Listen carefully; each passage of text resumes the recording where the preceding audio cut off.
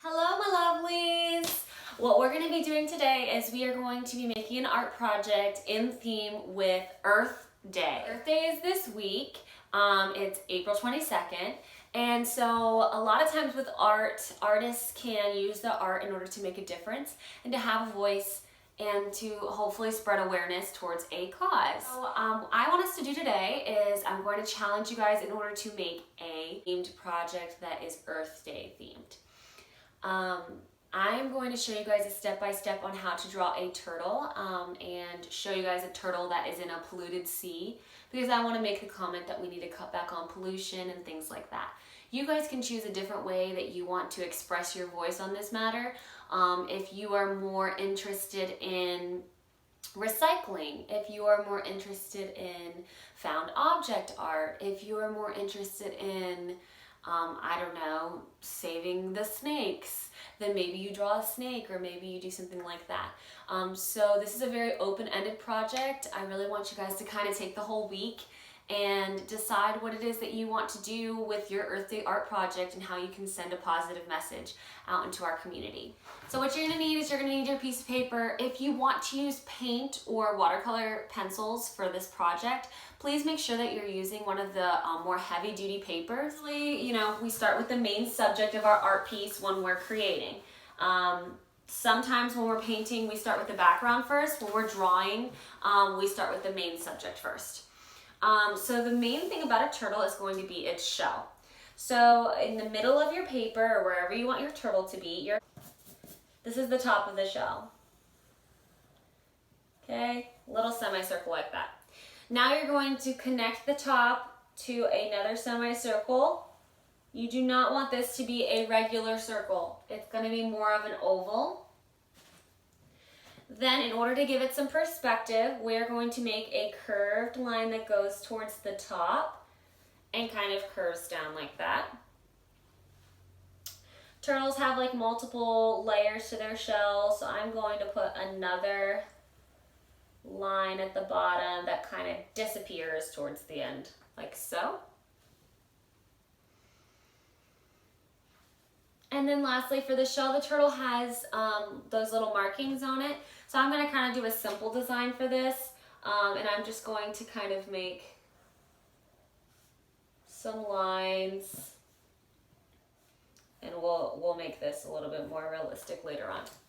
So now we have our turtle shell. Next, we're going to draw our turtle head. So the head kind of pops out of the shell, so wherever your shell is, just look for the tip of that, and your head is going to come out from there. The heads don't come straight out from the shell, they kind of come out underneath. They pop their heads out. So you're going to kind of draw a little bit of a semicircle, like a curve right here, and then the loop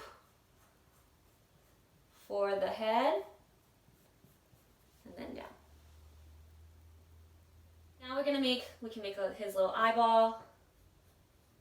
You give him a smile. They have dots for nose, so you can put your dots, and we'll make that eye a little bit more realistic later on. Okay, the front part of the turtle, it has these long flippers so it can push itself, and then the back are kind of smaller. So the long ones, they come out and kind of down,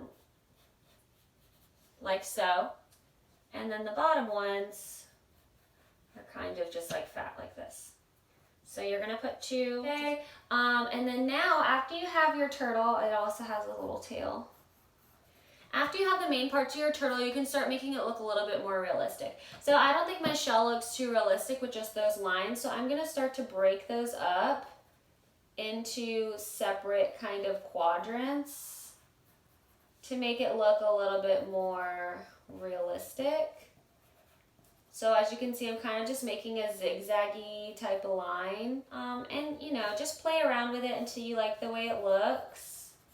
And then you guys can get really creative with the trash that you decide to put by your turtle. So a tip when working with watercolor pencils is whatever you want to use, wherever you put the water, the pencils kind of spread. If you use regular colored pencils for what you don't want to spread when you add water, first and then you watercolor pencil the rest of it, it's going to make it a lot easier because that regular pencil will not react with the water. It'll resist the water. So I would suggest coloring hard your other objects that you don't want to be blended with the water first and then go in with your watercolor pencils.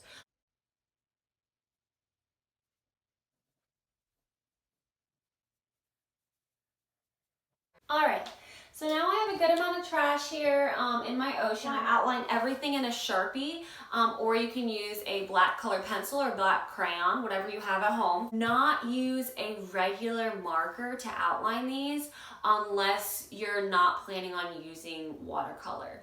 If you're planning on using watercolor and you outline it in a regular marker, when you go over it with the water, the marker is going to bleed and you're not really gonna see, you're not gonna have any defined lines. This is the only project I'm posting this week. I really want you guys to focus just on this and really channeling what you want to say with your art piece. As you guys can see, I've outlined everything in black. I also added some details, and as you guys know, for eyes to look realistic, you're going to leave a few white spots in there and color the rest black. And so now I'm ready to start adding my color.